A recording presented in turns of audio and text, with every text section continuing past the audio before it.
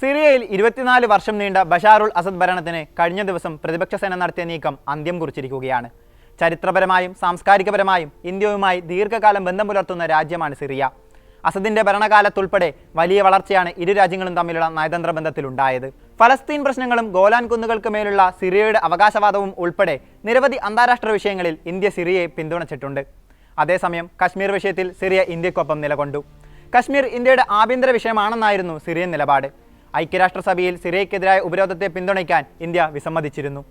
Covid മഹാമാരി ലോകമെമ്പാടും ആഞ്ഞടിച്ച സമയത്ത് മാനുഷികമായ ആശങ്കകൾ ചൂണ്ടിക്കാട്ടി സിറിയക്കെതിരായ ഉപരോധങ്ങളിൽ ഇളവ് വരുത്താൻ ഇന്ത്യ ആഹ്വാനം ചെയ്തു. രാജ്യത്ത് വിദേശ ശക്തികളുടെ ഇടപെടലുകൾ അവസാനിപ്പിക്കണമെന്ന നിലപാടായിരുന്നു എല്ലായ്പ്പോഴും ഇന്ത്യക്ക്. 2011 സിറിയയിൽ ആഭ്യന്തര കലാപം ആരംഭിച്ചപ്പോൾ സൈന്യത്തെ ഉൾപ്പെടുത്താതെ സിറിയൻ ഭരണകൂടം നയിക്കുന്ന എല്ലാവരെയും ഉൾക്കൊള്ളുന്ന ഒരു രാഷ്ട്രീയ പ്രക്രിയയിലൂടെ പരിഹാരം കാണണമെന്നായിരുന്നു ഇന്ത്യയുടെ ആവശ്യം.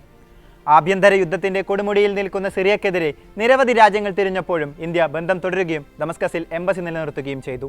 2023 ജൂലൈയിൽ അന്നത്തെ വിദേശകാര്യ സഹമന്ത്രി വി മുരളീധരൻ ദമസ്കസിലേക്ക് ഒരു സുപ്രധാന മന്ത്രിതല സന്ദർശനം നടത്തിയിരുന്നു. IT, അടിസ്ഥാന സൗകര്യ വികസനം, സ്റ്റീൽ പ്ലാന്റ് നവീകരണം, എണ്ണ മേഖല, അരി, ഫാർമസ്യൂട്ടിക്കൽസ്, തുണിത്തരങ്ങൾ തുടങ്ങി സിറിയയുടെ വിവിധ മേഖലകളിൽ ഇന്ത്യ സ്വാധീനം ചെലുത്തുന്നുണ്ട്. എന്നാൽ സിറിയയിലെ പുതിയ രാഷ്ട്രീയ സമവാക്യങ്ങൾ രാജ്യവുമായി മാത്രമല്ല ഇന്ത്യയുടെ പശ്ചിമേഷ്യയുമായുള്ള ബന്ധത്തെ വരെ ബാധിച്ചേക്കാമെന്നാണ് വിലയിരുത്തൽ. അസദിന്റെ വീഴ്ചയും തുടർന്ന് രാജ്യത്തുണ്ടായ അനിശ്ചിതത്വവും മേഖലയിലെ ഇന്ത്യയുടെ രാഷ്ട്രീയ സാമ്പത്തിക താൽപ്പര്യങ്ങൾക്ക് മേൽ വിള്ളൽ വീഴ്ത്തിയേക്കും. സാമ്പത്തിക രംഗത്താണ് പ്രധാനമായും വെല്ലുവിളികൾ ഉയരുക. ഇന്ത്യയും സിറിയയും തമ്മിൽ കാര്യമായ ഊർജ്ജ ഇടപാടുകളുണ്ട്. സിറിയയിൽ നിന്ന് ഏറ്റവും കൂടുതൽ എണ്ണ വാങ്ങുന്ന രാജ്യങ്ങളിലൊന്നാണ് ഇന്ത്യ. സിറിയയിൽ നിന്ന് പ്രതിദിനം 1 ലക്ഷം മുതൽ 1.5 ലക്ഷം വരെ ബാരൽ എണ്ണ ഇന്ത്യ ഇറക്കുമതി ചെയ്യുന്നുണ്ട്. സിറിയയിലെ എണ്ണ മേഖലയിൽ ഇന്ത്യക്ക് 2 സുപ്രധാന നിക്ഷേപങ്ങളാണുള്ളത്.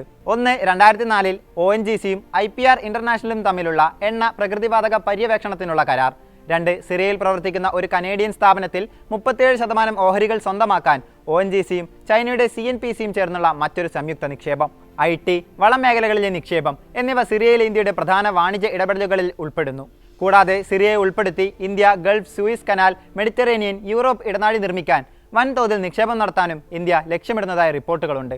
എന്നാൽ ഈ സാമ്പത്തിക ലക്ഷ്യങ്ങളെ പുതിയ സിറിയൻ ഭരണകൂടത്തിന് എത്രത്തോളം പിന്തുണയ്ക്കാൻ കഴിയുമെന്നത് വലിയ ചോദ്യമാണ്. വിദേശകാര്യ വിദഗ്ധരുടെ നിരീക്ഷണത്തിൽ സിറിയയുമായുള്ള അടുത്ത ബന്ധം ഇന്ത്യക്ക് മറ്റ് പശ്ചിമേഷ്യൻ രാജ്യങ്ങളുമായി മികച്ച നയതന്ത്ര ബന്ധം സ്ഥാപിക്കുന്നതിനും സഹായകരമായിട്ടുണ്ട്. അങ്ങനെയെങ്കിൽ ഇപ്പോൾ രാജ്യത്തുണ്ടായ സംഭവ വികാസങ്ങൾ ഇന്ത്യ പശ്ചിമേഷ്യ ബന്ധത്തെ പ്രതികൂലമായി ബാധിച്ചേക്കാം. സിറിയയിൽ അസദിനെ വീഴ്ത്തിയ പ്രതിപക്ഷ സേനയ്ക്ക് തുർക്കിയുടെ പിന്തുണ ഉണ്ടായിരുന്നതിനാൽ ഇന്ത്യയും തുർക്കിയും തമ്മിലുള്ള ബന്ധവും നിർണായകമായേക്കും.